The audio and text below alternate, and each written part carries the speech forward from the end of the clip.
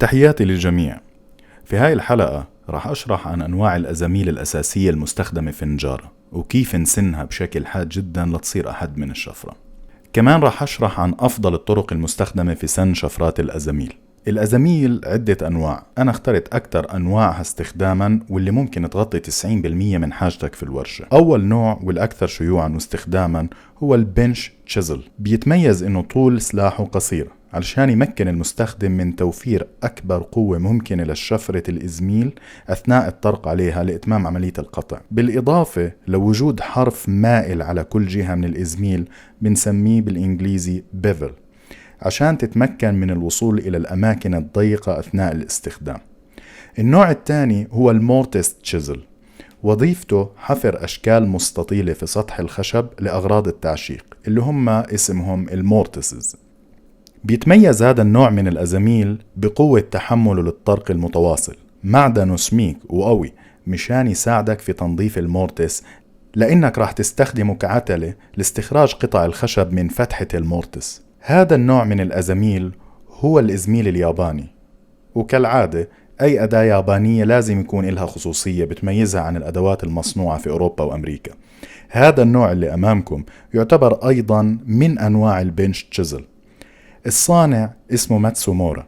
نوع الحديد المستخدم في صناعته هو الحديد الأزرق أو البلو ستيل، وبالياباني أوي هاغاني. هذا الحديد تمت تقسيته إلى درجة C64 على مقياس روكويل. علشان أعطيك فكرة عن مدى قساوة هذا المعدن، سكينة البيت اللي بتستخدمها في تقطيع الخضروات واللحمة على مقياس روكويل توصل ل C38، وإيده مصنوعة من خشب البلوط الأحمر أو الأكاغاشي مثل ما بيسموه في اليابان، وهو مصنوع باليد بشكل كامل، لهيك مش دائما متوفر لأنه سعره عالي جدا وكميات إنتاجه محدودة.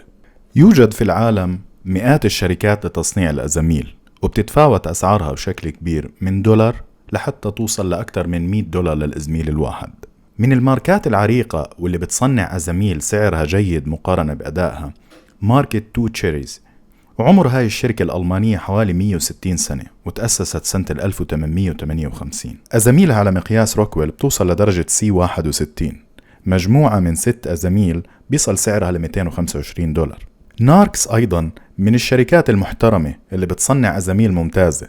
هاي الشركة تأسست سنة 1919 في تشيكوسلوفاكيا، مجموعة مكونة من 4 أزاميل من هذا النوع بيصل سعرها لحوالي $70. هذا النوع من الأزاميل القديمة كان يصنع في إنجلترا قديما، أعتقد لغاية الستينات أو السبعينات من القرن الماضي، في منطقة مشهورة بصناعة عدد وأدوات النجارة اسمها شيفيلد جنوب يوركشاير. يعتبر من الأنواع الجيدة لكن ليس من السهل إنك تحصل عليه في هذا الوقت. آخر نوع هو الستانلي. هذا النوع تحديدا يعتبر متوسط لكنه جيد الأداء، ولو إنه ما بيحافظ على حدة شفرته أثناء الاستخدام لفترة طويلة، لكن بالنسبة لسعر مجموعة من 8 قطع $60 يعتبر صفقة رابحة أكيد. الآن بشكل عام ليش أسعار الأزاميل بتتفاوت بشكل كبير؟ على سبيل المثال هذا الإزميل الياباني اللي عم بتشوفوه بيصل سعره ل $85 للقطعة الواحدة. في الحقيقة كل الأزاميل إذا تم سنها بشكل جيد راح تقوم بعمل جيد. الفرق في طريقة تشكيل شفرة الإزميل أو اللي بيسموه الفورجينج، وهذا التشكيل بيتطلب جهد ووقت كبير من الحداد في تسخين وطرق وتبريد المعدن ليصل للصلابة المطلوبة. لهذا السبب راح تلاحظ إنه الأزاميل الغالية مثل لي نيلسون، فيريتاس، ناركس، تو تشيريز وغيرهم كتير من الأنواع الكويسة تستطيع الوصول بشفرتهم لدرجة عالية جدا من الحدة، وراح تحافظ هذه الأزاميل على الشفرة حادة لفترة أطول بكتير من الأزاميل الرخيصة. بالإضافة لأنه الأزاميل عالية الجودة عادة بتكون إيدها مصنوعة من خشب جيد مثل الميبل، مثل الكرز أو الهورن بيم. هذه فكرة عامة عن الأزاميل ممكن تساعدك في إنك تحدد شو النوع المناسب لاحتياجاتك ولطبيعة شغلك. بالنسبة لطرق سن الأزاميل، تعالوا نتعرف بالبداية على المكون الرئيسي لأي إزميل. المنطقة اللي بتلمع في راس هذا الإزميل الياباني هي فقط الجزء اللي بيكون قاسي وبتم سنه مشان يقوم بعملية القطع في الخشب. كل ما تبقى من أجزاء الإزميل هي أجزاء مساعدة لإتمام عملية القطع. أهم شيء تعرفه قبل البدء بسن أي إزميل هو إنه المنطقة اللي في الخلف لازم تكون مسطحة تماما أو فلات، وإذا ما كانت مسطحة لازم تعيد حفها لتصل لمستوى واحد في جميع أجزائها وبعمق 1 سنتيمتر تقريبا من شفرة الإزميل. يعني مش بالضروري إنك تعمل المنطقة كاملة اللي في ظهر الإزميل إنها تكون بشكل مسطح، لأنه من غير المنطقة الخلفية تكون مسطحة ما راح تقدر تحصل على شفرة حادة مثل اللي راح تشوفها في الفيديو. طبعا الفراغ اللي في خلف هذا الإزميل الياباني مش عيب مصنعي، وهو طريقة لتسهيل عملية جعل ظهر الإزميل مسطح، لأنها بتقلل من كمية المساحة اللي راح تحتاج تزيلها، وكمان بتقلل احتكاك الإزميل مع سطح الخشب الملامس له أثناء عملية القطع. الزاوية الأفضل لسن الأزاميل هي 25 درجة أو 30 درجة على حسب نوع الحديد المصنوع منه الإزميل، سواء كان O1 أو A2. وممكن كمان يضاف بيفل لهاي الزاوية بمقدار 5 درجات زيادة ليقلل وقت السن في المرات القادمة، لكن ممكن تستغني عن زاوية ال5 درجات إذا حسيت إنها بتصعب الموضوع عليك. بالنسبة لأنواع أحجار السن في أنواع كتيرة جدا، على سبيل المثال في الكاربايد ستون، في السيراميك، في الووتر ستون أو اللي هو حجر الماء، وأخيرا في دايموند ستون أو اللي هو حجر الماس. ما راح أتوسع فيها كتير في هاي الحلقة لأنه الموضوع شوي بطول، لكن بشكل عام كلياتها بتأدي نفس الغرض، إنها تسن الإزميل أو أدوات الإنجارة الحادة الأخرى. ممكن سن الأزاميل بشكل يدوي من غير أي مساعدة من أدوات أخرى، لكن أنا بنصح باستعمال جيج مثل هذا أو أي نوع آخر بيقوم بنفس الوظيفة.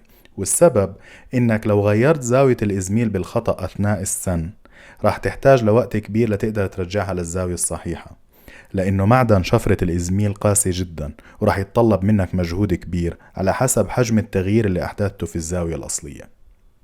قبل ما تبدأ عملية السن على حجر الماس راح تحتاج لسائل، عادة بيستخدموا الماء. بالنسبة لإلي أنا بفضل أستخدم مية الريديتر تبعت السيارات، لأنه فيها مكونات بتمنع تكون أي نوع من الصدأ سواء على الإزميل أو سطح حجر الماس.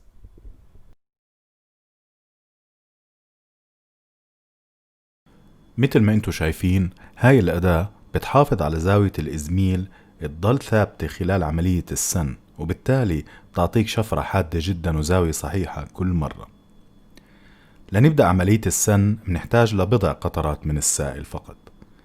طبعا مثل ما شرحت في بداية الفيديو راح أبدأ بحف ظهر الإزميل مشان يصير السطح مسطح تماما أو فلات. عملية السن ما بتحتاج لقوة كبيرة، ضغط خفيف بطرف الإصبع فوق الإزميل بيكون كافي، خصوصا إنه أجزاء الماس الموجودة على سطح حجر الماس بتقطع الحديد بشكل سريع بسبب صلابتها العالية. الآن السطح صار مسطح بشكل جيد وكافي وجاهز للبدء بسن الجزء الأمامي من الإزميل.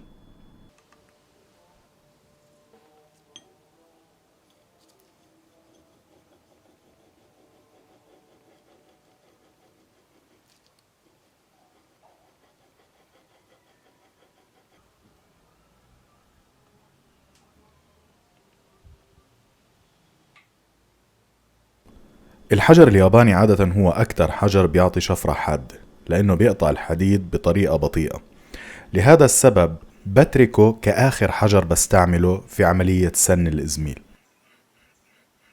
هيك الإزميل صار جاهز تقريبا، بيبقى آخر مرحلة من مراحل السن وهي مهمة جدا مشان يعطيك شفرة حادة جدا، وهي مرحلة بيسموها ستروبينج، وهي أشبه بالبوليشينج للشفرة، وعادة بيستخدم فيها جلد الحيوانات مع مركب كيميائي بينحط على سطح الجلد، أعتقد إنه من مركبات الكاربايد أو السيريوم أوكسايد، وهو اللي بيحول شفرة الإزميل لشبه مراية وبتصير حادة جدا.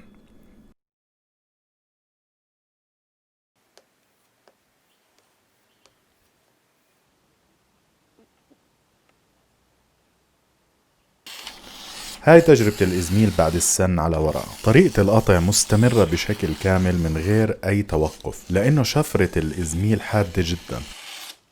والآن بجربه على خشب الزان، بيستمر القطع من البداية للنهاية من غير أي توقف أو أي مجهود كبير من طرف المستخدم. هذه تعتبر أساسيات سن الأزاميل، ونفس المبدأ بينطبق على أدوات النجارة الأخرى. مثل سلاح الفارات أو أدوات النحت والحفر اللي تستخدم في تشكيل الخشب. بالنهاية أتمنى إنه الفيديو كان مفيد، وإنه راح يساعدكم في اختيار الإزميل الأنسب لشغلكم وكيفية سنه بطريقة صحيحة ليعطيكم أفضل النتائج، لأنه الإزميل اللي مش حاد ما له أي فايدة حقيقية كإزميل إلا لفتح علب الدهان أعتقد. شكرا لمتابعتكم، وإلى لقاء قريب إن شاء الله. يعطيكم العافية.